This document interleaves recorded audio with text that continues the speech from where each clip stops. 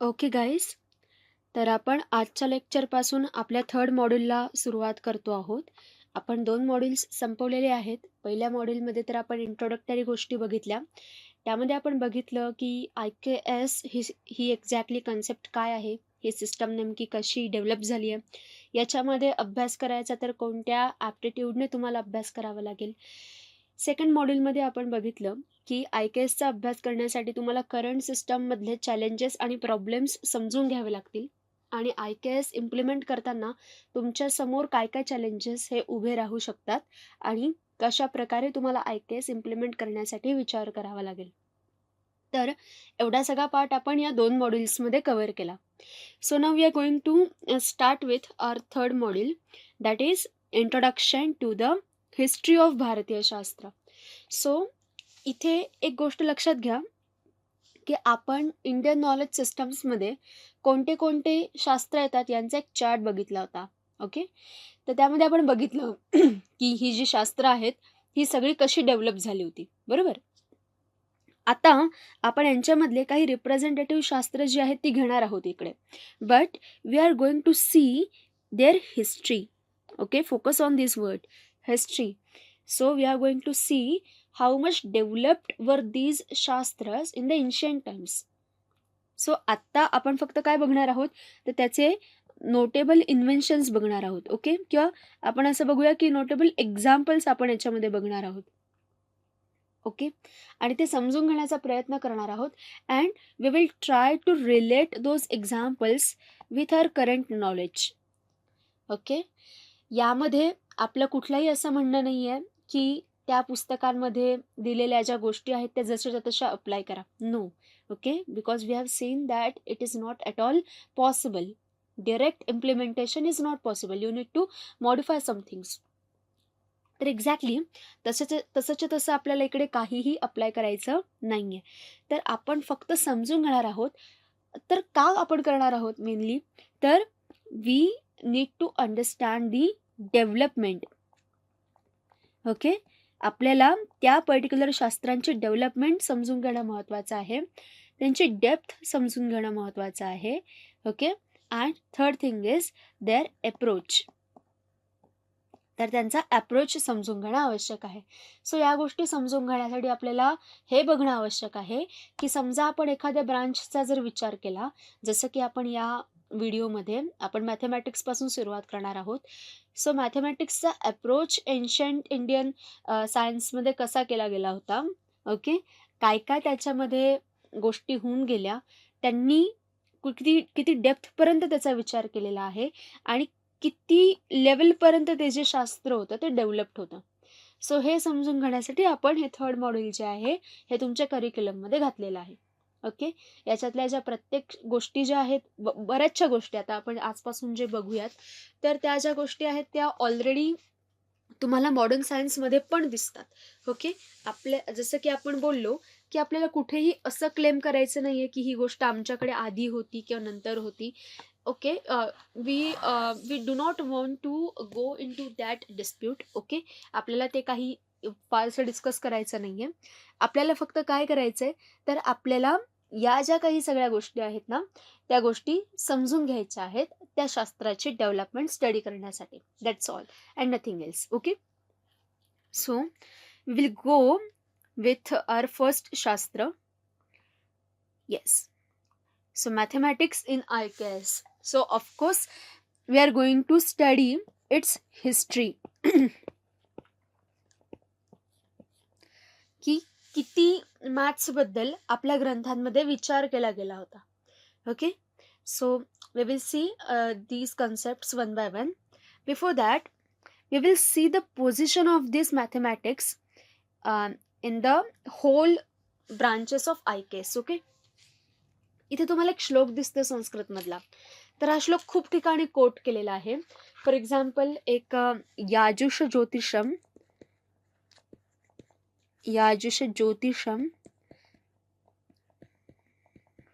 नावाच्या ग्रंथामध्ये पण किंवा वेदांग ज्योतिषम ज्याला म्हटलं जातं, या ग्रंथामध्ये पण हा श्लोक तुम्हाला दिसतो.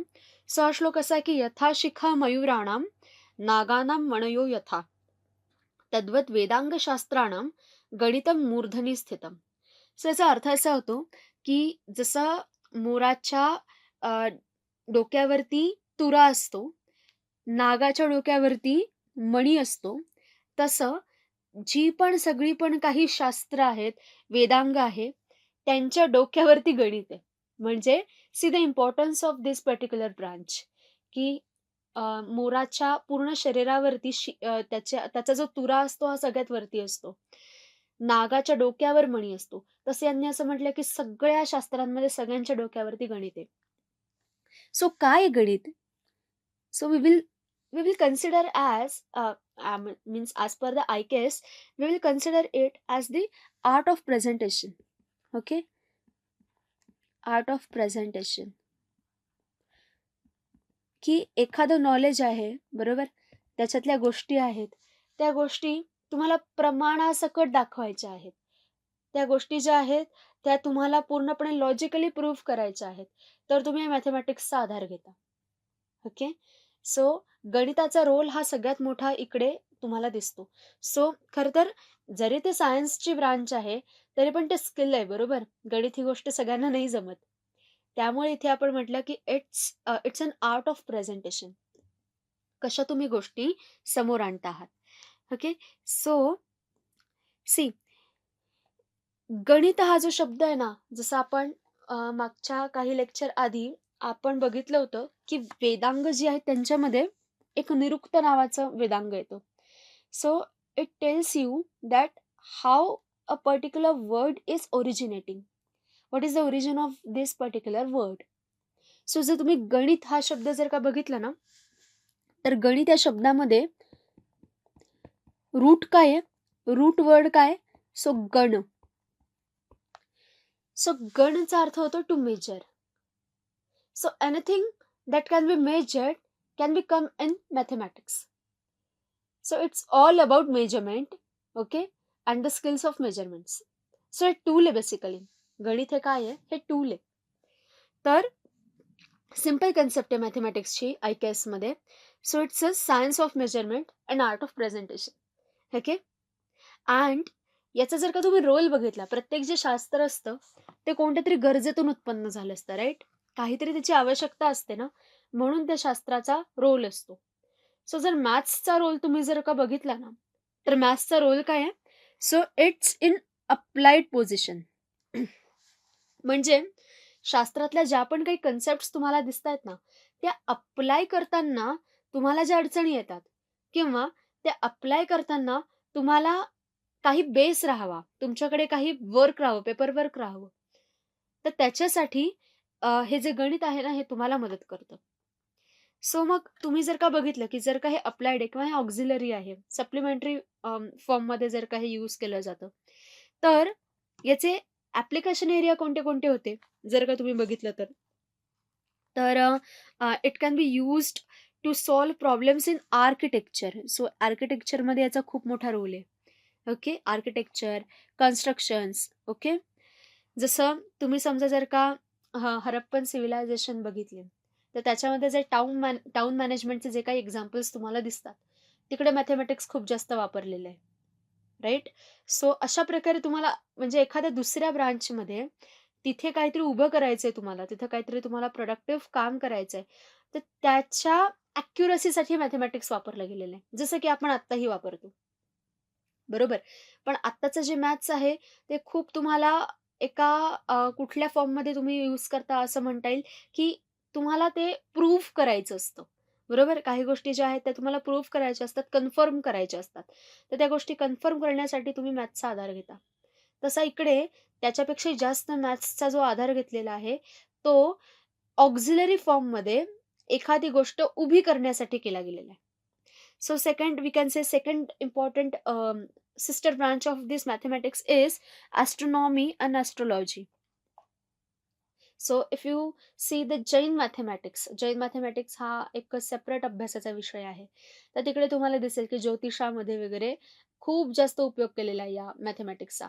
कारण ज्योतिष मी तुम्हाला आधी पण सांगितलं याच्या आधी, की ज्योतिष is nothing but all about mathematics. आणि आपण जे ज्योतिष आज समजतो, that is just a part of that particular science.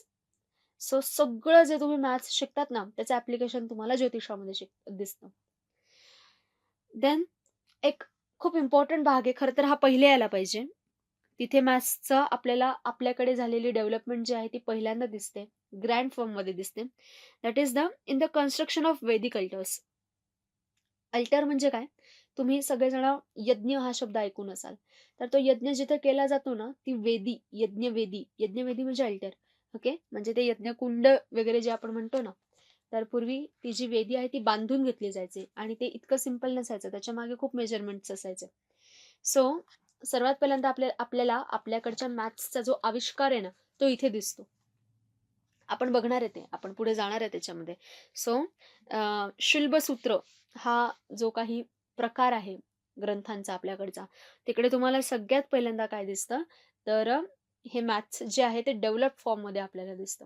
हां, त्याच्या आधी तुम्ही जर का वैदिक लिटरेचर बघितलं, तर तुम्हाला काही मंत्र दिसतील, की ज्याच्यामध्ये तुम्हाला मॅथ्सचे ग्लिम्प्सेस दिसतील. पण अप्लाइड फॉर्ममध्ये very very in we can say appropriate form तुम्हाला हे सगळं याच्यामध्ये बघायला मिळेल. कुठे? तर शिल्पसूत्रांमध्ये. आपल्याला बघायचंय.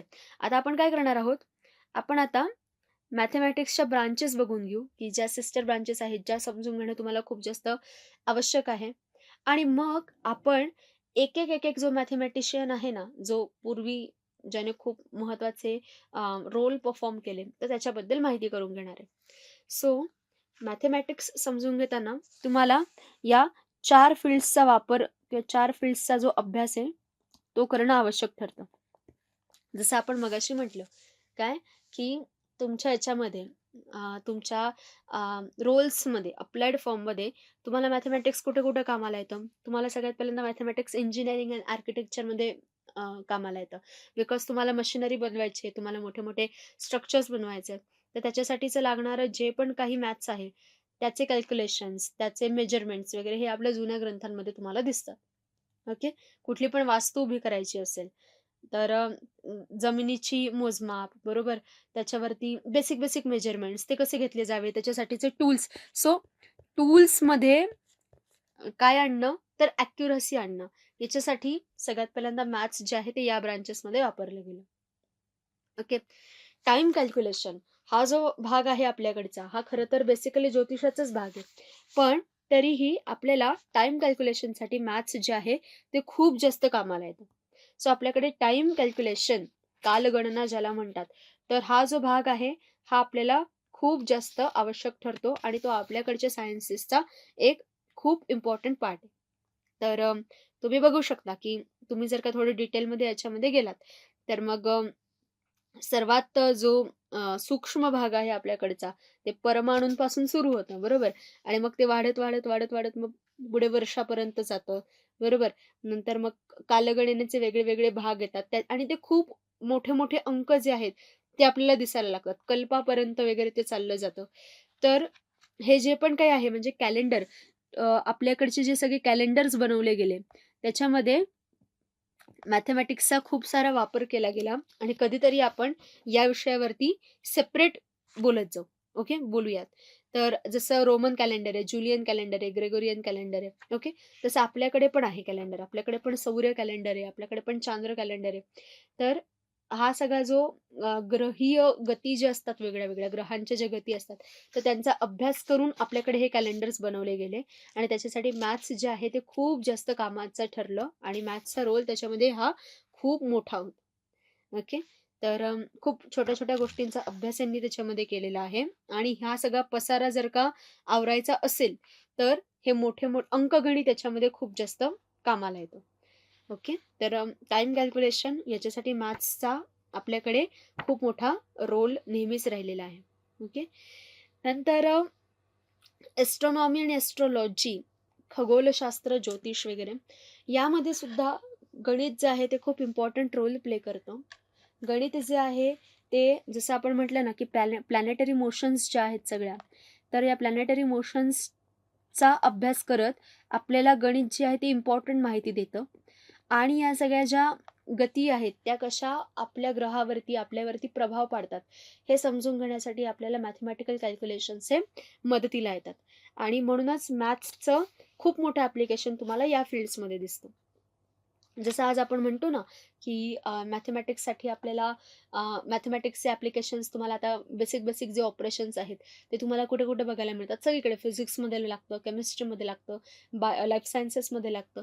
सो आपण त्याचा एक स्कोप ठरवून घेतलेला आहे. तसंच जर का IKSमध्ये तुम्ही जर का बघितलं, तर IKSमध्ये सुद्धा तुम्हाला मॅथेमॅटिक्सचे हे इम्पोर्टंट ॲस्पेक्ट्स दिसतात, जे तुम्हाला स्टडी करणं आवश्यक असतं. ओके.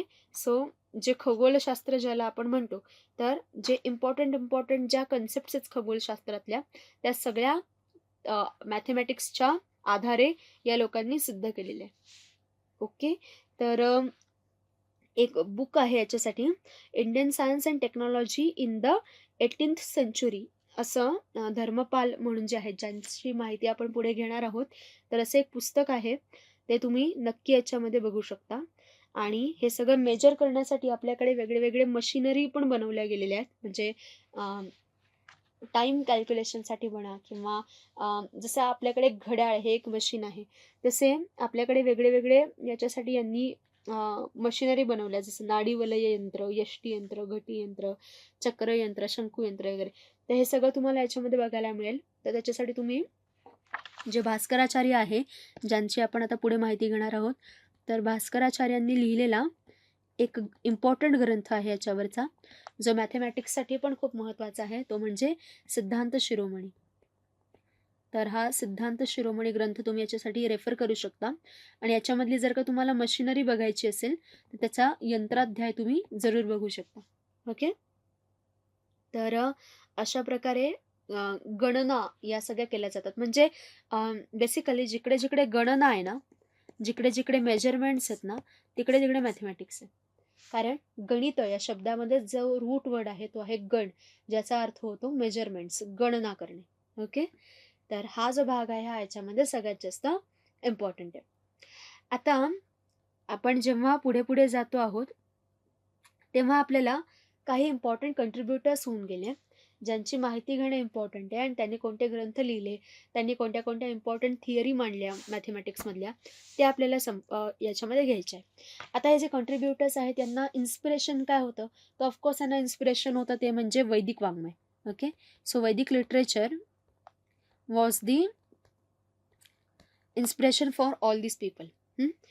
तर याच्यामध्ये यांनी काय केलं, या वैदिक लिटरेचरमधला जो इम्पॉर्टंट भाग होता जो त्यांनी घेतला, तो काय केला, की याच्यामध्ये त्यांना सगळ्यात महत्त्वाचं बघणं काय आवश्यक होतं, की मॅथेमॅटिक्सचे ग्लिम्सेस कुठे दिसतात. सो जस्ट लाईक त्यांनी काही असे श्लोक निवडले, की जे एका साईडला तुम्हाला फिलॉसॉफिकल वाटू शकतात, एका साईडला तुम्हाला खूप जास्त तत्त्वज्ञान सांगणारे वगैरे असे वाटू शकतात, पण ते मॅथ्समधले काही इम्पॉर्टंट कन्सेप्ट देतात. जसं तुम्ही हा श्लोक कधी ऐकला असेल, की ईशावास्योपनिषदामध्ये जो शांती मंत्र म्हणून ओळखला जातो, की पूर्णमदः पूर्णमिदं पूर्णात पूर्णमुदच्यते पूर्णस्य पूर्णमादाय पूर्णमेवावशिष्यते. सो तुम्ही काही पण ऑपरेशन करा, तुमच्याकडे एकच एंटिटी राहील, दॅट इज पूर्ण. ओके. काही पण ऑपरेशन करा, की तुम्ही पूर्णातून पूर्ण मायनस करा, पूर्णामध्ये पूर्ण ॲड करा, ओके, काही करा, तर पूर्णच राहील. पूर्ण अधिक पूर्ण इज इक्वल टू पूर्ण, पूर्ण मायनस पूर्ण इज इक्वल टू पूर्ण. म्हणजे काही तुम्ही कुठल्याही प्रकारचं ऑपरेशन करा, ते काय राहील, तर ते पूर्णच राहील. ओके. सो खूप वेळेला असं म्हटलं जातं, की याच्यामध्ये यांनी झिरो ही जी कन्सेप्ट आहे, ही सगळ्यात पहिल्यांदा आपल्याला तिचे रिफ्लेक्शन्स या श्लोकामध्ये दिसतात. असे तुम्हाला वेदांमध्ये काही मंत्र दिसतील, ज्याच्यामध्ये या ज्या कन्सेप्ट्स आहेत त्या तुम्हाला दिसतात. सो जसं आपल्याकडे नेहमी म्हटलं गेलेलं आहे, की वेदांमध्ये सगळी जी शास्त्र आहे ती पोटेन्शियल फॉर्ममध्ये आहेत. म्हणजे तुम्हाला असं डिरेक्टली नाही दिसणार कुठेच असं म्हटलेलं, की ओके, यामध्ये या पर्टिक्युलर शास्त्राबद्दल सांगितलेलं आहे, त्या पर्टिक्युलर शास्त्राबद्दल सांगितलं आहे, नथिंग. तसं काही नाहीये. ओके. पण तुम्हाला जर का तुम्ही तशा पद्धतीने विचार केला, तशा अप्रोचने विचार केला, तर तुम्हाला असं वाटू शकतं, की yes, this is similar to this. काहीतरी याच्यामध्ये सिमिलॅरिटी आहे, and if we think like this, we can get some output. असा तुमचा विचार तयार होऊ शकतो. So in this particular aspect I am saying that, की Veda has every potential shastra in it. आणि ते सीड फॉर्ममध्ये आहे. मग जसं सीडचं असतं, की आपल्याला आयडिया नसते, की या सीडमधून किती मोठं झाड उभं राहील. तसंच वेदांमध्ये ज्या गोष्टी येतात, जे उल्लेख येतात, त्याच्यामधून आपल्याला तेव्हा आयडिया नाही येत, की याच्यामधून किती मोठं शास्त्र आणि किती मोठं प्रिन्सिपल उभं राहू शकतं. पण जर का तशा पद्धतीने त्या पर्टिक्युलर सीडची जोपासना केली गेली, त्याला ट्रीटमेंट जर का तशी मिळाली, तर मात्र नक्की त्यांच्यामध्ये तेवढं पोटेन्शियल असतं, की खूप मोठं शास्त्र त्यामधून उभं राहील. So that is the basic idea. Okay. So just see this particular concept, that is Shulba Sutra of Baudhayana, Apastambha and Katyayan. Okay. आता बघा याच्यामध्ये त्यांनी काय म्हटलेलं आहे की शुल्ब सूत्र. सो शुल्ब हा जो वर्ड आहे ना तो काय सांगतो ते बघा. Shulba means rope. What for? Rope means a certain kind of a rope to measurement to get measurements for the construction of Vedic altars. जसं मी म्हटलं की ती यज्ञवेदी बांधण्यासाठी जे मेजरमेंट्स घेतले जायचे ना त्याच्यासाठी एक दोरी वापरली जायची आणि त्या दोरीला शुल्ब म्हटलं जायचं. ओके. आणि त्या मेजरमेंटशी संबंधित असलेले सूत्र दॅट मीन्स शुल्ब सूत्र. तर हे जे शुल्ब सूत्र आहेत बेसिकली तर हे बौधायन, आपस्तंभ आणि कात्यायन वगैरे या लोकांचे आहेत. तर बौधायन हे नाव तुम्ही ऐकलं असेल. Baudhayana prameya is very famous thing nowadays. आणि असं म्हटलं जातं की Pythagoras theorem is inspired from Baudhayana theorem. Okay. कारण पायथागोरसच्या खूप जास्त आधी बौधायनाने ते same kind of principle explain केलेलं आहे. पण ते त्याचं फक्त काम नाही आहे. त्याच्यापेक्षा खूप जास्त वेगळे वेगळे जे थिअरीज आहेत, प्रिन्सिपल्स आहेत, थेरम्स आहेत, ते या शिल्पसूत्रांमध्ये तुम्हाला दिलेले सापडतील. सो युरोपमध्ये जर का तुम्ही बघितलं, तर सर्वात जास्त एन्शंट असं जर का तुम्ही ग्रंथ बघितला, तर तो आहे Codex Vigilanus, right? So Codex Vigilanus हा सर्वात जास्त म्हणजे सर्वात प्राचीन असा गणिताचा ग्रंथ आहे. तर मेड्रिड जे संग्रहालय आहे स्पेनमधलं, तिकडे हा ग्रंथ अजून पण सेक्युअर्ड फॉर्ममध्ये आहे. त्यांनी तो प्रिझर्व्ह केलेला आहे. तसा शुल्बसूत्र हा आपण असं म्हणूया की आपल्याकडचा मॅथ्समधला मोस्ट एन्शियंट असा लिटरली फॉर्म आहे असं आपण म्हणूया. रिटन फॉर्मॅटमध्ये तुम्हाला किंवा ज्याचे तुम्हाला शास्त्रीय गोष्टी दिसतील असं या शुल्बसूत्रांमध्ये तुम्हाला ते सगळ्यात प्राचीन याच्यामध्ये दिसतात. वेदांचं सोडून द्या. वेदांमध्ये तर पोटेन्शियल फॉर्ममध्ये तुम्हाला खूप ठिकाणी दिसेल. ओके. तर हा जो कोडेक्स व्हिजिलन्स आहे ना, ज्याच्याबद्दल मी तुम्हाला आता उल्लेख केला आपण त्याच्यामध्ये सुद्धा त्यांनी भारतीय अंकगणिताबद्दल काय केलेलं आहे तर माहिती दिलेली आहे. ओके. की त्यांनी त्याच्यामध्ये सुद्धा हिंदू पद्धतीबद्दल किंवा भारतीय पद्धतीबद्दल मॅथमॅटिक्सच्या काही गोष्टी नोट केलेल्या आहेत. ओके. की अंक आणि त्यांना अंकांना नोटेशन्स देणं. सो नोटेशन्स हा जो पार्ट आहे हा मॅथमॅटिक्समधला नेहमीच एक इम्पॉर्टंट पार्ट राहिलेला आहे. सो आपण बघूया की एक एक एक एक जी गोष्ट आहे शिल्पसूत्रांमध्ये ते कशी येते. सो जिकडे वेगळ्या वेगळ्या प्रकारचे आणि शेपचे अल्टार्स म्हणजे वेदी बनवण्यासाठी याच्यामध्ये जॉमेट्रीचा त्यांनी खूप सारा उपयोग केलेला आहे. सो स्क्वेअर, रेक्टँगल, सर्कल फॉर्ममध्ये त्या सगळ्या बनवणं आणि त्यांचे बरोबर तसे मेजरमेंट्स घेणं आणि विटांनी ते बांधून काढणं या गोष्टीसाठी जॉमेट्रीचे काही प्रिन्सिपल्स त्याच्यामध्ये येतात. त्यानंतर right angle triangle with sides in the ratio of 3:4:5 याच्यासाठी त्यांनी एक आपल्याला थिअरम सांगितलाय ज्याला आज आपण पायथागोरस थेरम नावाने ओळखतो. पण तो बौधायनच्या शुल्बसूत्रांमध्ये ऑलरेडी दिलेला आहे.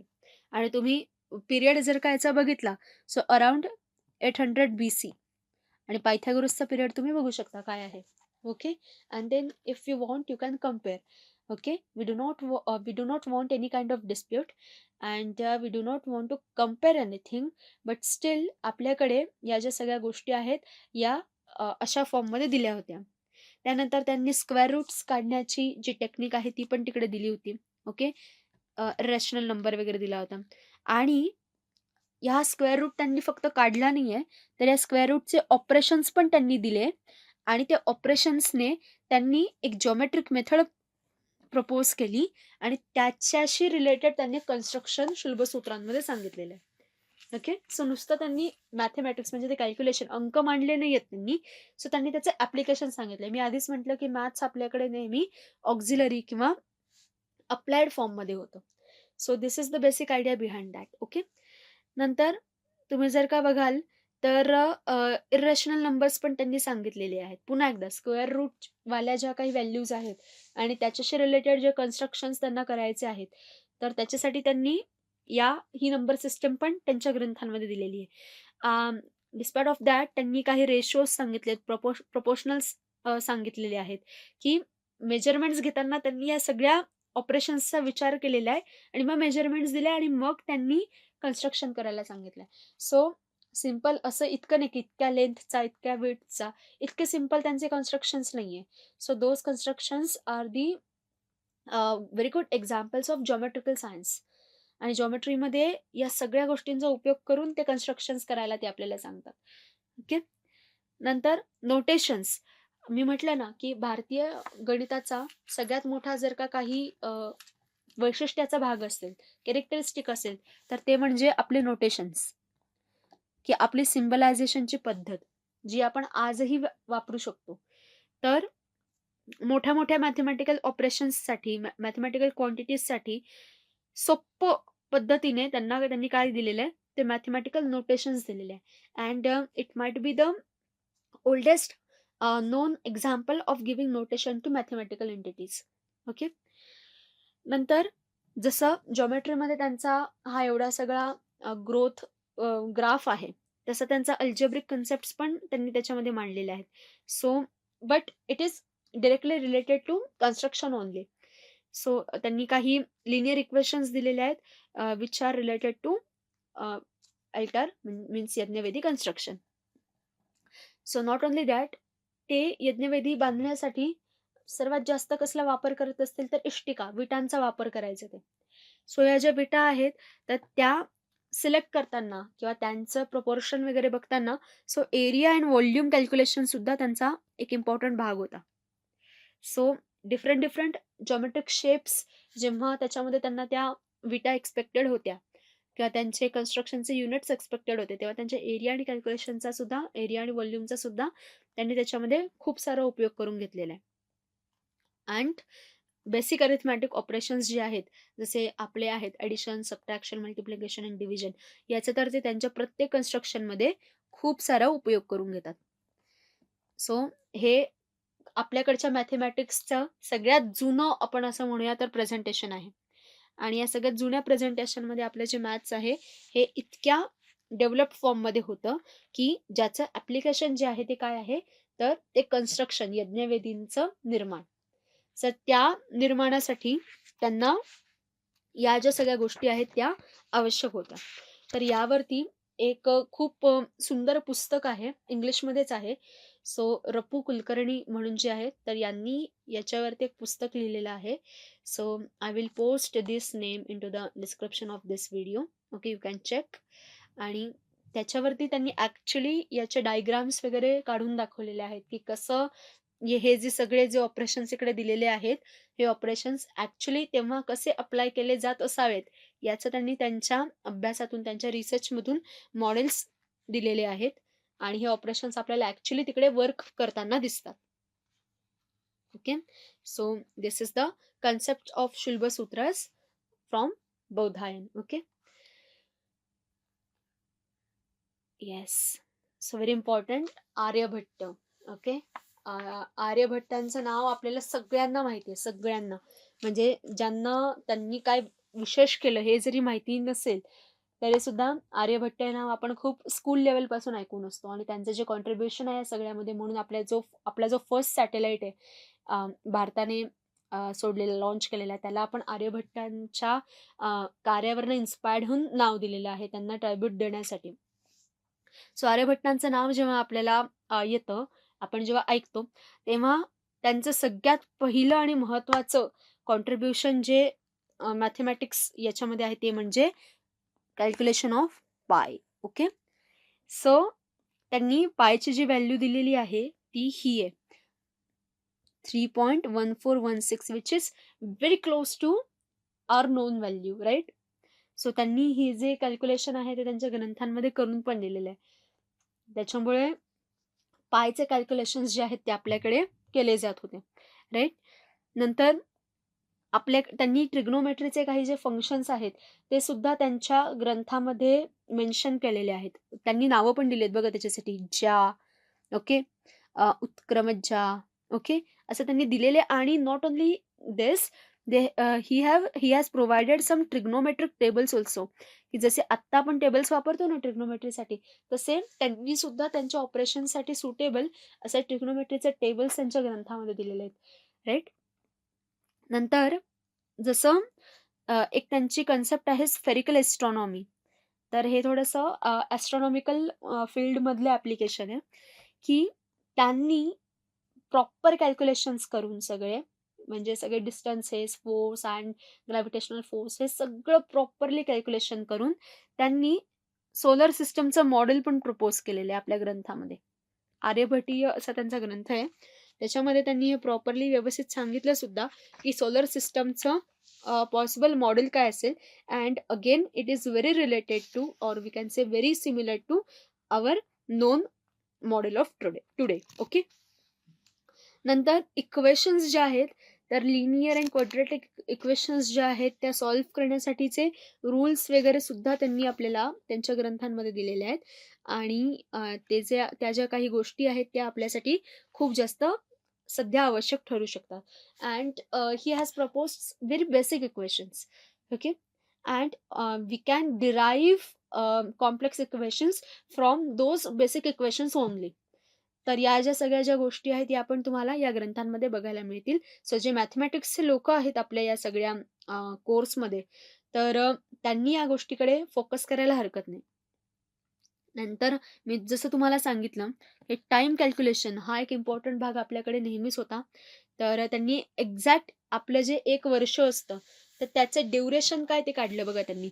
365 days, 6 hours, 12 minutes and 30 seconds असं त्यांनी त्याच्यामध्ये कॅल्क्युलेट करून दिलेलं आहे की एक्झॅक्टली 1 वर्ष हे एवढ्या ड्युरेशनचं असतं. सो पुन्हा एकदा जे मॅथमॅटिक्सचे लोक आहे they can check whether it is right or wrong or what is the difference between these values, हे तुम्ही चेक करू शकता. जसं आता पाय त्यांनी शोधून काढला, तर हा पाय का शोधून काढला त्यांनी? कारण त्यांना सर्कल जो आहे आपला त्या सर्कलचा एरिया फाइंड आउट करायचा होता. आणि तो फाइंड आउट त्यांनी केला. आणि त्याच्यासाठी त्यांनी त्यांचं पण एक इक्वेशन वापरलं. जसं आपण पायर स्क्वेअर असं इक्वेशन वापरतो तसं त्यांचं पण एक इक्वेशन आहे. So you can compare those two equations and you can check the style of proposing this equations. Yes. And here comes very important concept, that is Aryabhata number. Okay. तर काय concept आहे आर्यभट्ट नंबरची? की it's nothing but a natural number that remains the same when its digits are reversed. म्हणजे तो number तुम्ही काही पण करा, ओके, त्याचे डिजिट्स जे आहेत ते सेम राहिले पाहिजे. Okay. For example 321 and 123. Okay. So these are the Aryabhatiya number. म्हणजे अशा प्रकारे तुम्ही जर का त्यांचं कन्व्हर्जन केलं एकमेकांमध्ये, राईट, सो त्यांचे काय झाले पाहिजे, डिजिट्स जे आहेत ना ते काय राहिले पाहिजे, तर सेम राहिले पाहिजे. डिजिट्स जर रिव्हर्स केले तर तरी ते नंबर्स जे आहे ते मात्र सेमच राहिले पाहिजे, right. So this is the concept of Aryabhatiya number. Okay. 1 2 3 तुम्ही जर का रिव्हर्स केला तर इट विल कन्व्हर्ट इंटू 3 2 1. आणि 3 2 1 जर का रिव्हर्स केला तर तो काय होईल, 1 2 3. सो अशा pairs, right. So these are nothing but Aryabhatiya number. असे त्यांनी नंबर्स जे आहेत ते सुद्धा त्यांच्या ग्रंथामध्ये काय केले तर प्रपोज केले. Then comes very important person, that is Brahmagupta. Okay. इथे आपण जेव्हा आपल्या इंडियन मॅथमॅटिक्सबद्दल बोलतो तेव्हा आपण एक कन्सेप्ट खूप अभिमानाने बोलतो, राईट, की we have invented zero, right. तर ही जी झिरोची कन्सेप्ट आहे ना, तर ही ब्रह्मगुप्ताच्या ग्रंथामध्ये येते. सो ब्रह्मस्फुट सिद्धांतिका नावाचा ग्रंथ होता ब्रह्मगुप्ताचा. तर त्याच्यामध्ये त्याने काय केलं, तर त्याने 0 ॲज अ नंबर प्रपोज केला. Crucial step in the evolution of number system. So 0ची कन्सेप्ट जी आहे ती ब्रह्मगुप्ताने समोर आणली. Not only that, he has invented negative numbers also. Okay, so he has given the formulation rules for the operations of negative numbers. आणि positive आणि negative नंबर्समध्ये कसे ऑपरेशन्स होऊ शकतात, लाईक मल्टिप्लिकेशन्स, डिव्हिजन्स वगैरे, हे त्याने ॲक्च्युली त्याच्या ग्रंथांमध्ये काय केले तर आपल्याला करून दाखवले. नंतर again various type of equations like linear and quadratic equations वगैरे हे त्याने आणलं. इक्वेशन्स जे आहेत ते नियर अबाउट प्रत्येकच मॅथमॅटिशियनने त्यांच्या ग्रंथांमध्ये आपल्याला दिलेले आहेत. देन क्वाड्रॅटिक इक्वेशन्स, राईट, त्याचे फॉर्म्युले या ग्रंथामध्ये येतात. नंतर जिओमेट्रिकल जे पण काही थिअरम्स आहेत ते ब्रह्मगुप्ताने आपल्याला दिलेले आहेत, की like plane figures, okay, calculation of the area of various geometrical shapes, okay, complicated shapes also, mixed shapes, हे सगळं geometrical part मध्ये त्याने दिलेलं आहे.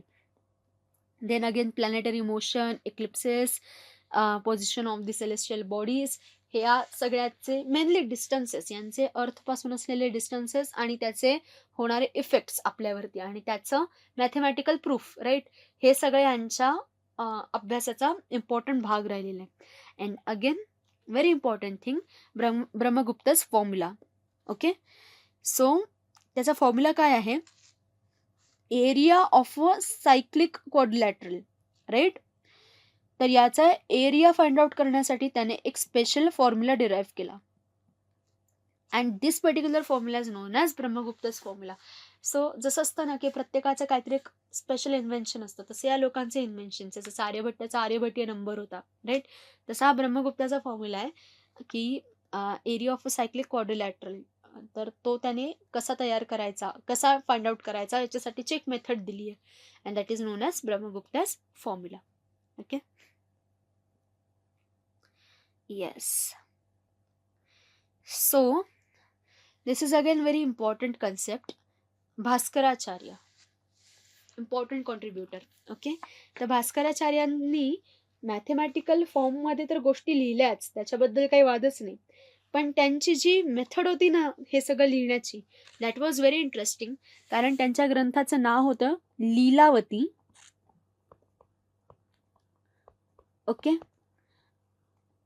And what was the form of this particular Lilavati, की लीलावती त्यांची मुलगी होती आणि त्या मुलीला समजावून सांगताना, म्हणजे जसं आपण गप्पा मारतो आपल्या मुलीशी किंवा कोणत्याही लहान मुलाशी वगैरे, तर आणि तो मुलगा छोटे छोटे प्रश्न विचारतो आणि त्याचे आन्सर्स दिले जातात, तर या फॉर्मॅटमध्ये अख्खं मॅथमॅटिक्स त्यांनी प्रपोज केलेलं आहे. ओके, म्हणजे ट्रिग्नोमेट्रीचे इम्पॉर्टंट कन्सेप्ट्स वगैरे हे सगळं, आणि ते पण कसं की स्टोरी वाईज, म्हणजे एंटरटेनिंग फॉर्मॅटमध्ये किंवा गेम्समधून वगैरे, असं त्यांनी आपल्याला मॅथमॅटिक्स जे आहे ते समोर दिलेलं आहे. म्हणजे जर का कोणाला कधीही mathematical methods, okay, so we will write this, mathematical methodology we can say, यावर जर म्हणजे त्याची कॉम्प्लेक्सिटी इझी करण्याच्या दृष्टीने, ओके, असं जर का कोणाला काही काम करायचं असेल ना कधी, तर डेफिनेटली तुम्ही या ग्रंथाच्या मेथडचा अभ्यास करू शकता, राईट. तर आता म्हणजे एक मी तुम्हाला एक्झाम्पल देऊ शकते की त्यांनी कसं लिहिलंय. ते काय म्हणतात की एक कमळांचा समूह आहे आणि त्या समूहाच्या तृतीयांश, पंचमांश आणि षष्टमांश, ओके, मीन्स 1/3, 1/5 अँड 1/6 याने रेस्पेक्टिव्हली शंकर, विष्णू आणि सूर्याची पूजा केली. चतुर्थांशाने मीन्स 1/4 पार्टने पार्वतीची पूजा केली. ओके, आणि उरलेल्या 6 कमळांनी गुरूंची पूजा केली, म्हणजे गुरुचरणांची पूजा केली. तर लीलावती सांग की त्या कमळ समूहामध्ये, म्हणजे त्या bunch of that lotus flowers, तो कितींचा होता, म्हणजे एकूण फुलं त्याच्यामध्ये किती होती, राईट? असे क्वेश्चन्स त्याच्यामध्ये टाकलेले आहेत आणि त्याचे आन्सर्स जे आहेत ना, ते पण तसेच दिलेले आहेत. ही त्यांची मेथड आहे, राईट? तर अशा प्रकारे ते क्वेशन आन्सर फॉर्ममध्ये किंवा वेगळ्या-वेगळ्या गोष्टींनी वगैरे असं त्यांनी आपल्याला काय दिलेलं आहे, तर आपल्याला त्यांनी अ, गोष्टी सांगितल्या आहेत. आता फॉर एक्झाम्पल अल्जेब्राला आपण मराठीमध्ये बीजगणित म्हणतो, राईट? मराठीमध्ये, संस्कृतमध्ये बीजगणित असं म्हटलं जातं. सो ते आपल्याला एक्सप्लेन करतात, की असं नाव त्याच्यामध्ये का आहे? Because bija means seed, right? So algebraic mathematics is nothing but the maths in a seed, right? ज्याला आपण म्हणूया की अनएक्सप्रेस्ड मॅथेमॅटिक्स. तर बीजगणितामध्ये तुम्हाला असं काम करायचं आहे की हे जे लपलेलं एक्सप्रेशन आहे ना ते बाहेर येईल. सो प्रत्येक गोष्ट सांगताना, मॅथेमॅटिक्स मधली काही गोष्ट सांगताना भास्कराचार्य काय करतात, तर भास्कराचार्य त्या पर्टिक्युलर सब्जेक्ट बद्दल काय निर्माण करतात, तर उत्सुकता निर्माण करतात आणि मग एकदम पोएटिक लँग्वेजमध्ये वगैरे ते मॅथ्स एक्सप्लेन करतात. ओके. तर मग काय-काय मॅथ्स त्यांनी इकडे एक्सप्लेन केलेलं आहे. खूप साऱ्या गोष्टी त्यांनी याच्यामध्ये सांगितल्या आहे, की जसं one equation with multiple solutions. Okay. Then to find integer solution to such equations. Okay. So इक्वेशनचे जे ऑपरेशन्स आहेत ते त्यांनी त्याच्यामध्ये दिले. ज्याला आपण इनडिटर्मिनेट इक्वेशन्स म्हणू शकतो. ट्रिगोनोमेट्री तर याच्यामध्ये खूप महत्त्वाचा भाग आहे. तर खूप जास्त भाग जो आहे तो त्यांनी ट्रिग्नोमेट्रीला डेडिकेट केलेला आहे. एस्ट्रॉनॉमी तर आहेच आहे. तर एक सिद्धांत शिरोमणी नावाचा ग्रंथ आहे त्यांचा, very important text in the field of IKS. तर यांनी वेगळ्या ज्या पुन्हा गोष्टी ज्या आहेत की सेलेस्टियल पोझिशन्स वगैरे या सगळ्या याच्यामध्ये कव्हर केलेल्या आणि खूप सारे कॅल्क्युलेशन्स जे आहेत ते सिद्धांत शिरोमणीमध्ये त्यांनी आपल्याला इकडे दिलेले आहेत. ओके.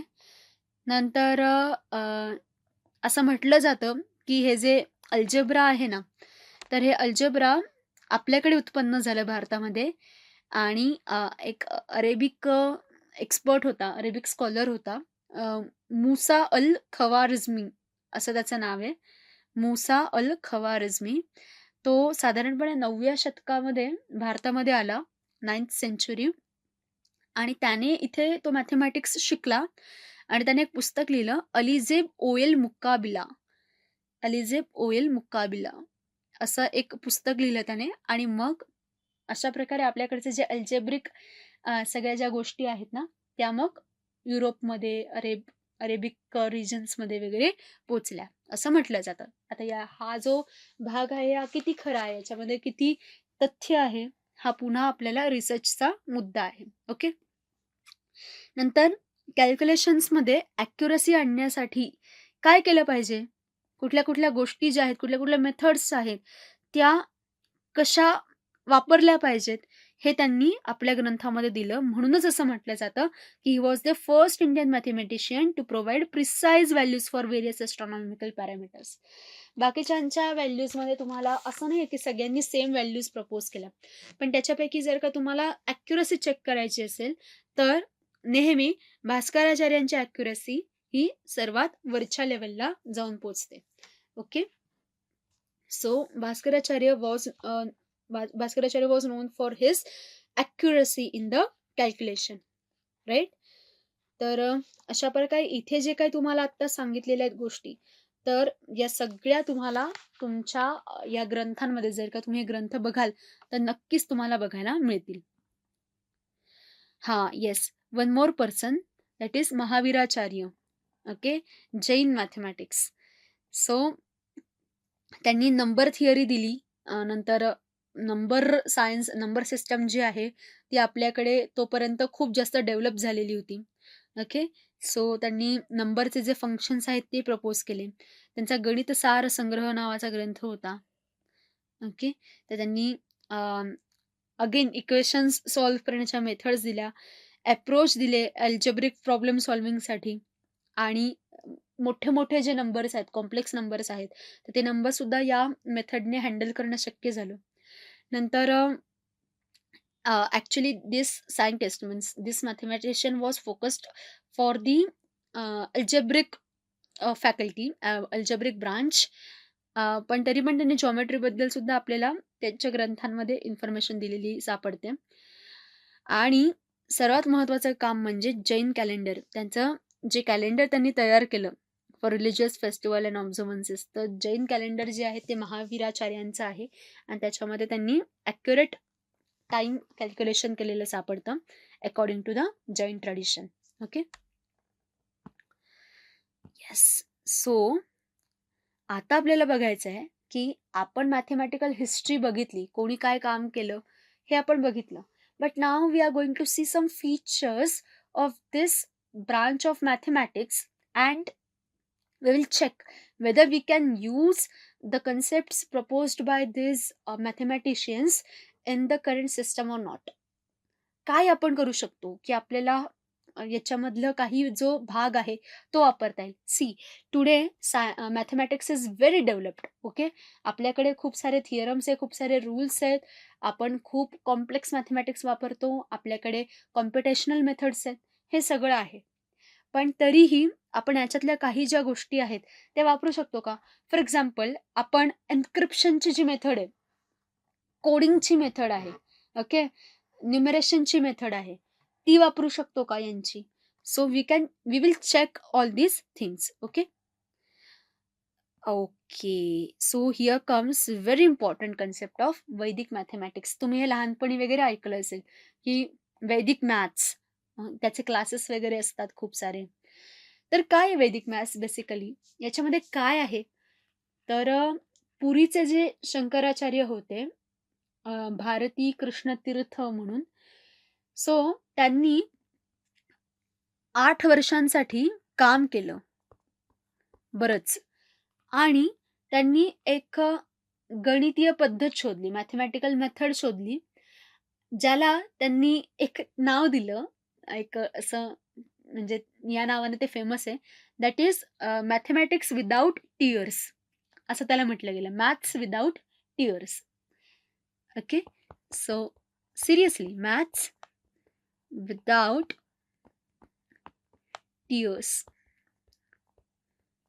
विना अश्रूंचं गणित.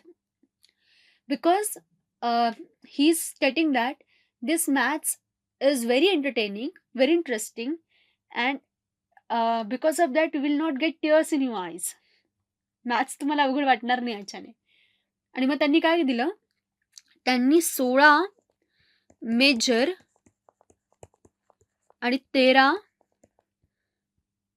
मायनर असे सूत्र दिले, फॉर्म्युले दिले. ओके, आणि त्यांचा अभ्यास केल्यावरती algebra, geometry, calculus, trigonometry, okay, या सगळ्या ज्या पण काही गोष्टी आहेत त्याच्यामध्ये जे आपल्याला बेसिक ऑपरेशन्स लागतात ना, ते ऑपरेशन्स करणं सोपं होईल. आणि हे ह्युमन माइंडने, म्हणजे हे मॅन्युअली केलं जाईल, कुठल्याही मशीनचा आधार न घेता.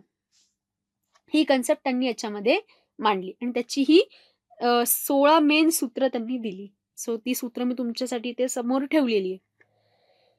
ओके, तुम्ही एकदा याच्यावरती नजर फिरवू शकता की एक्झॅक्टली काय मेथडने त्यांनी ही जी सूत्र आहेत ती दिलेली आहे. तर खूप साऱ्या युनिव्हर्सिटीजमध्ये आणि वेगवेगळ्या कॅम्पसेसमध्ये वगैरे याचं प्रेझेंटेशन झालं. ओके, आणि खूप मोठे मोठे क्वेश्चन्स जे 4-5 पानं ज्याला लागून जातात सॉल्व्ह करण्यासाठी वगैरे, तर ते सुद्धा क्वेश्चन्स काही सेकंडमध्ये, कधी कधी काही मिनिटमध्ये बोर्डवरती 4 ते 5 लाईन्समध्ये यायला लागले. आणि तेव्हा या गोष्टीचा जो काही सिग्निफिकन्स आहे त्या लोकांना कळायला लागला. राईट? तर मग इंग्लंडचे जे मॅथमॅटिक्समध्ये जे खूप मोठी मोठी नाव आहे, निकोलस म्हणून एक प्रोफेसर आहे, त्याला ते जादू वगैरे त्यांनी संबोधलं, पण it's nothing but simple operational science. Okay, तर बघा हे तुमच्या समोर इथे दिलेलं आहे. सो हे सगळे 16 मुख्य सूत्र आहे आणि खाली तुम्ही बघाल तर ही 13 त्याची उपसूत्र आहेत. ओके, मायनर फॉर्म्युले. सो मॅथ्सच्या लोकांना समजेल, तुम्ही जर का चेक कराल, तुम्हाला माहिती असलेले सगळे मॅथेमॅटिकल ऑपरेशन्स याच्यात येत आहेत का? ओके, आणि कुठलं ऑपरेशन लावायचं हा आपल्या समोरचा मोठा प्रश्न असतो. आपल्याला काय करावं लागतं की ते लक्षात ठेवावं लागतं किंवा त्याच्या मागे काहीतरी लॉजिक अप्लाय करावं लागतं, राईट? सो हे जर का फॉर्म्युले जे आहे ते कसे वापरायचे याची जर का कला तुम्ही शिकून घेतली तर तुमच्यासाठी या गोष्टी ज्या आहेत या खूप जास्त सोप्या होणार आहे. So this is the one application of mathematics from IKS in current knowledge system, right? याच्याने तुमचे ऑपरेशन सोपे होऊ शकतात का? तुमचे मोठे मोठे थिअरम्स लिहिणं वगैरे या गोष्टी वाचू शकतात का? याचा नक्कीच विचार आपण करू शकतो, राईट? नंतर पुढे जर का तुम्ही जाल, ओके, सी दिस, मॅथ्सचे जे रूल्स आहेत ते पाठ करणं हा एक मोठा तुमच्यासाठी एक वेगळा टास्क असतो, राईट? सो इथं त्यांनी एक मेथड दिली आहे बघा, मॅथ्सचे रूल्स जे आहेत ते पाठ करण्यासाठी. त्यांनी काय केलं, आपल्याला गाणी पाठ होतात ना, बरोबर? गाणी पाठ करणं आपल्यासाठी सोपं आहे. आपल्याला असं नाही म्हणावं लागत की बापरे मला गाणं पाठ करायचंय. तर तसंच इथे त्यांनी काय केलंय की मॅथ्सचा जो रूल आहे एक, म्हणजे त्यांनी इथे या पर्टिक्युलर श्लोकामध्ये त्यांनी काय केलंय, पायची व्हॅल्यू काढली आहे. It's nothing different. ओके, पायची सिम्पली व्हॅल्यू काढली आहे आणि त्याच्यासाठीचा जो काही फॉर्म्युला आहे तो त्यांनी इथे एका श्लोकामध्ये रचला, राईट? आणि त्याचा मिनिंग इकडे दिलेला आहे की चतुरधिकम शतमष्टगुणम द्वाचष्टीस तथा सहस्राणाम अयुतद्वय विष्कंभस्यासन्नो वृत्त परिणामः, राईट? सो त्यांनी श्लोकासारखा तो दिलेला आहे. So add 4 to 100 multiply by 8 and add to 62,000. So सर्कलचा सर्कम्फरन्स जो येतो आणि त्याच्यामध्ये तुम्हाला पायची व्हॅल्यू मिळते 3.1416, राईट? सो अशा प्रकारच्या ज्या गोष्टी आहेत या तुम्हाला वर्सेसमध्ये एन्कोड करता येऊ शकतात आणि जे की पाठ करणं, ह्युमन माइंडमध्ये त्या गोष्टी फिक्स करणं, हे मग इन दॅट केस काय होऊन जातं, सोपं होऊन जातं. त्याचा त्रास आपल्याला जास्त होत नाही. Okay, so this is again related to methodology, right? So this is nothing but mathematical methodology. मी म्हटलं ना की मॅथ्स इज डेव्हलप्ड. आपल्याला खूप जास्त त्याच्यामध्ये काही करायची गरज नाही. मग आपल्याला कुठे चॅलेंज फेस करावा लागतो तिथल्याच गोष्टींमध्ये फक्त जर का तुम्ही IKS वापरलं ते तुमच्यासाठी सोपं जाणार, राईट? काय करणं आवश्यक आहे मग? काही नाही, फक्त जिथे जिथे मेथडचा भाग येतो, जिथे जिथे ते टीचिंग लर्निंग मेथड्स वगैरे या गोष्टी येतात तिकडे तिकडे तुम्ही यांच्या काही टेक्निक्स ज्या आहेत त्या वापरू शकता का? त्याच्याने गोष्टी सोप्या करू शकतात का? Because maths is developed but it's in the complex way, right? 4-4 पान 5-5 पानांचे तुम्ही सॉल्वच करत बसतात. सो त्याचं जर का आपण काही शोधू शकलो सोल्युशन तर ते आपल्यासाठी बेटर राहील. लोकांमध्ये मॅथ्स जे आहे ते आवडायला लागेल, त्याच्याबद्दल गोडी लागायला लागेल लोकांना. सो त्याच्यासाठी या काही मेथड्स आहेत ज्या आपण वापरू शकतो का? Yes. So here comes one more important concept, that is Katapayadi Sankhya. So actually कतपयादी संख्या ही जी गोष्ट आहे ना ही कर्नाटक म्युझिकमध्ये वापरली जाते. सो ही मॅथ्सशीच रिलेटेड आहे, मॅथ्समधूनच डिराईव्ह झालेली आहे. सो त्यांनी काय सांगितलं, अगेन पायची जी व्हॅल्यू आहे ती त्यांनी अप टू 31 डेसिमल प्लेसेसबद्दल पर्यंत आपल्याला लक्षात ठेवता येऊ शकते. म्हणजे जेव्हा तुम्हाला लार्ज नंबर ऑफ डेटा लक्षात ठेवायचा आहे ना, खूप मोठी संख्या लक्षात ठेवायची आहे, खूप मोठी संख्या, okay, up to just like 31 decimal places and all, तर तेव्हा तुम्ही या टेक्निक्स वापरू शकतात. So this is nothing but the encryption method, okay, और we can say encoding technique.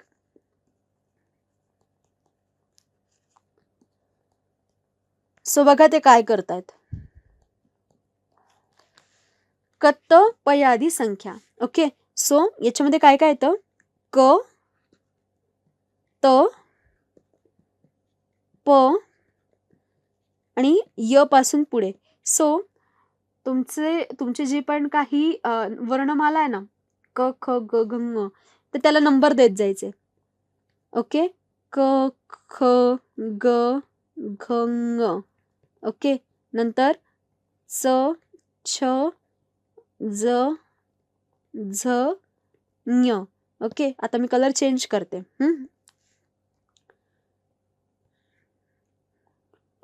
ट ठ ड ढ न. ओके,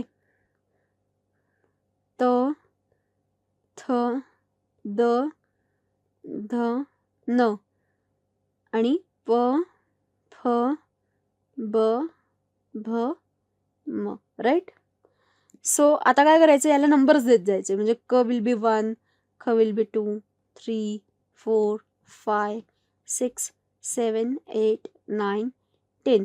ओके, पण हा जो त आहे ना, या त ला अगेन एक नंबर आला पाहिजे. सो इकडे कंटिन्यू करत जायचं. This will be 11, 12, 13, 14, 15. Okay, this will be again 1, 2, 3, 4, 5. आणि प जो आहे तो पण इथे आहे ना, so it will be again 1, 2, 3, 4, 5. Okay, नंतर मग पुढे कोण येतात, य येतात. राईट. सो हे जे य व र ल आहेत, य व र ल, सो यांना परत 1, 2, 3, 4 असे नंबर जात जातील. सो अशा प्रकारे हे करायचं. मग आता इथे हे जे नंबर्स आहेत ना, तर याच्यामधले जे तुम्हाला अक्षर दिसतात ते रिप्लेस करत जायचे या नंबर्सने. राईट. सो गोपी भाग्य, सो ग आहे ना, सो ग विल बी 3. ओके, प पी गोपी भाग्य, सो प काय आहे, प चा नंबर काय 1, सो दिस विल बी 1. भ गोपी भाग्य, सो भ चा नंबर काय आहे, भ चा नंबर आहे 4. राईट. जमतंय, 3, 1, 4 अशा प्रकारे ती संख्या तयार होत जाते. राईट. आणि मग असा या श्लोकामधून ही एवढी मोठी जी संख्या आहे ती तुम्ही लक्षात ठेवू शकता. सो याला कतपयादी संख्या असं त्यांनी म्हटलेलं आहे. तर याचं जे डायरेक्ट ॲप्लिकेशन आहे ते तुम्हाला कुठे दिसतं, तर you can see this diagram. So जे राग आहेत ना वेगळे वेगळे याच्यामधले, तर ते रागांची नावं लक्षात ठेवण्यासाठी आणि त्यांची मेथड, त्यांचं इंटर रिलेशन लक्षात ठेवण्यासाठी कर्नाटक म्युझिकमध्ये कतपयादी नंबर सिस्टम वापरली जाते. आणि त्याचा हा चार्ट आहे बघा. सो तो तुम्हाला थोडा झूम करावा लागेल आणि तुम्हाला दिसेल की कशा प्रकारे हे जे नंबर्स आहेत हे रिलेटेड आहेत एकमेकांशी. सो हे याचं एक इम्पॉर्टंट ॲप्लिकेशन आहे. सो आत्ताच्या पण मॅथ्समध्ये लार्ज नंबर ऑफ डेटा जो आहे तो तुम्हाला जर का काय करायचं असेल, लक्षात ठेवायचं असेल, ह्युमन ब्रेनमध्ये तो जर फिक्स करायचा असेल, आपल्याला सगळ्यात मोठे चॅलेंज काय सध्या, की कॉम्प्युटेशनल मेथड्स ज्या आहेत ना, ते तुम्हाला जसं टेक्निकली साऊंड बनवतात तसं त्या तुम्हाला आळशी पण बनवतात. ओके, ह्युमन ब्रेनला व्यायाम पाहिजे असतो, तर या अशा गोष्टींनी ह्युमन ब्रेनचा व्यायाम चांगला होतो, मॅथ्समध्ये तो माणूस पक्का होतो. तर याच्यापैकी काही तुम्ही आत्ताच्या सिस्टममध्ये यूज करू शकता का, हा विचार करा आणि त्या पद्धतीने आपण पुढे जाऊ शकतो. Right. So this is the basic idea of the history of mathematics in IKS. Okay, so here आपण जो टॉपिक प्लॅन केला होता तुमच्यासाठी तो संपला आहे.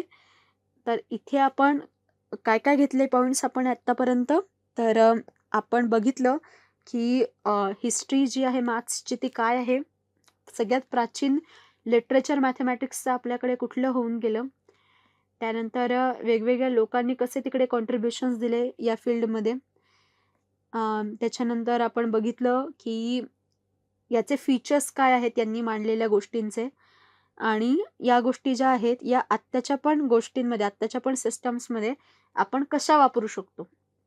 तर आत्ता आपल्याला यांचे थिअरम्स जसेच्या तसे उचलून वापरण्याची एक वेळ गरज नसेल, पण त्यांची मेथडॉलॉजी किंवा त्यांची ती गोष्ट समोरच्याला शिकवण्याची पद्धत, ती गोष्ट प्रिझर्व्ह करण्याची पद्धत ही काय आहे, त्याच्यासाठी त्याच्यामध्ये कशी सिम्प्लिसिटी आणली जाऊ शकते, या गोष्टीचा मात्र त्यांनी मांडलेल्या गोष्टींचा विचार आपण नक्कीच आपल्या आत्ताच्या सिस्टम्समध्ये करू शकतो. Okay, so we will stop here and in the next lecture we will continue with another branch. Okay, if you have any kind of doubt, please feel free to contact me. Okay, see you in the next lecture. Thank you.